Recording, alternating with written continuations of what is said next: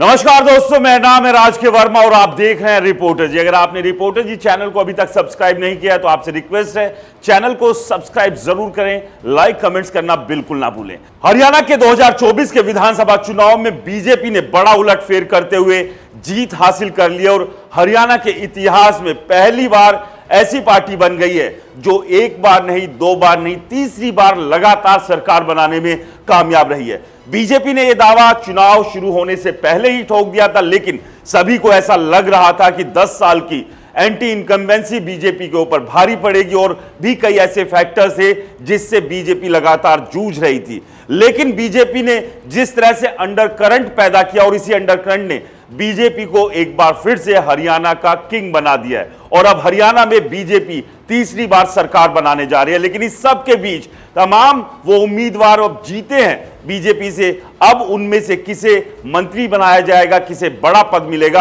अब इस पर चर्चा और कयासबाजी जाहिर सी बात है शुरू होगी। और तमाम उम्मीदवार जो जीते हैं, जो अब विधायक बने हैं, उन्होंने अपनी गोटियां भी सेट करनी शुरू कर दी है। इस सबके बीच बात करेंगे राव नरबीर सिंह की, जिन्हें 2019 में बीजेपी ने टिकट नहीं दिया था और उसके नतीजे क्या रहे थे वो सभी को पता है। लेकिन 2024 में बीजेपी ने 2019 की गलती में सुधार और राव नरबीर सिंह को बादशाहपुर से टिकट देकर चुनाव के मैदान में उतारा और राव नरबीर सिंह ने भी जो बीजेपी और बीजेपी की बड़ी लीडरशिप ने उम्मीद उनसे रखी थी, उस उम्मीद पर खरे उतरे। ना केवल खरे उतरे बल्कि एक बड़ी और ऐतिहासिक जीत उन्होंने बादशाहपुर सीट से हासिल की। आपको बता दें, एक ही सीट पर दो बार, पहली बार राव नरबीर सिंह ने चुनाव लड़ा और इतना ही नहीं, राव नरबीर सिंह के साथ ये पहले से चला आया, जब जब वो विधायक बने हैं उन्हें सरकारों में मंत्री का पद भी मिला है। और ऐसे में अब एक बार फिर से राव नरबीर सिंह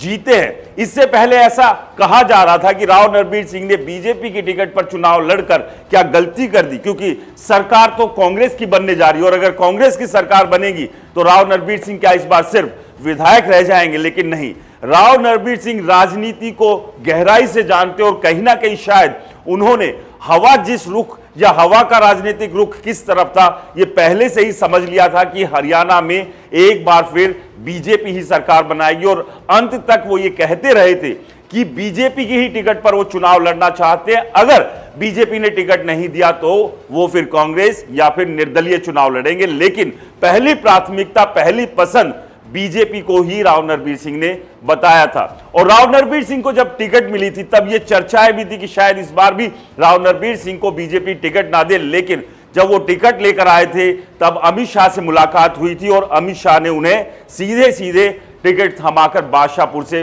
उम्मीदवार बना दिया था। और इस बात पर भी बड़ी चर्चाएं हुई थी कि अब क्या बीजेपी राव नरबीर सिंह का कद दक्षिण हरियाणा में बढ़ाने की तरफ सोच रही है। और अब सवाल यही है कि इस बड़ी ऐतिहासिक जीत के बाद, जिसमें 60,000 वोट से ज्यादा के अंतर से राव नरबीर सिंह ने यह जीत हासिल की और जहां तक अगर हम गलत नहीं है बीजेपी में ये दूसरे नंबर पर वो सबसे बड़े मार्जिन के साथ जीतने में कामयाब हुए हैं। ऐसे में क्या अब राव नरबीर सिंह का कद यहां पर बढ़ाना बीजेपी ने अब शुरू कर दिया, बीजेपी बढ़ाने की तरफ देख रही है। और क्या इस सब के बीच अमित शाह राव नरबीर सिंह को एक बड़ा पद सरकार में देने की तरफ सोच रहे हैं, क्योंकि जो जानकारी मिल रही है राव नरबीर सिंह को जीत के बाद दिल्ली बुलाया गया है और इस तरह के कयास भी लगाए जा रहे हैं। तो जिस तरह से अमित शाह ने इनके बादशाहपुर इलाके में रैली की थी, जनसभा की थी, उसमें भी उन्होंने ये संकेत दे दिए थे कि राव नरबीर सिंह उनके मित्र है और अपने मित्र को क्या अब वो हरियाणा की सरकार में सबसे बड़ा मंत्री बनाएंगे। अब ये सबसे बड़ा मंत्री क्या पद होगा, इसको लेकर भी अब बहुत कयास लगाए जा रहे हैं कि क्या राव नरबीर सिंह को डिप्टी सीएम बनाया जा सकता है या इससे बेहतर भी कुछ हो सकता है। तो अब राव नरबीर सिंह विधायक तो बन ही गए हैं, अब ऐसे में जो कि उनके साथ हमेशा से रहा है, जब जब वो विधायक बने हैं उन्हें सरकारों में मंत्री का पद भी मिला। और 2014 में भी जब वो बादशाहपुर सीट से ही जीते थे तो उन्हें एक बड़ा पद, एक बड़ा मंत्रालय सरकार में दिया गया था और दमदार तरीके से अपने मंत्रालय को चलाया भी था। और इस बार भी चुनाव शुरू होने से पहले राव नरबीर सिंह ने साफ कह दिया था कि अगर वो विधायक बनते हैं तो भ्रष्टाचार पर नकेल कसेंगे। अब इस नकेल को कसने के साथ अब विधायकी तो उनके पास है ही, अब अगर अमित शाह उन्हें बड़ा करते हैं सरकार में, तो जाहिर सी बात है जो काम 2014 और 2019 आते आते अधूरे रह गए थे, उन्हें तो वो पूरा करने की उनकी प्राथमिकता होगी, जैसा कि लगातार वो कहते आए।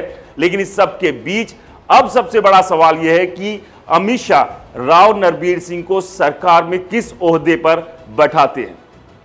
आपको क्या लगता है, हमें कमेंट्स कर जरूर बताएं। रिपोर्टर जी चैनल को सब्सक्राइब नहीं किया तो चैनल को सब्सक्राइब करना बिल्कुल ना भूलें। नमस्कार।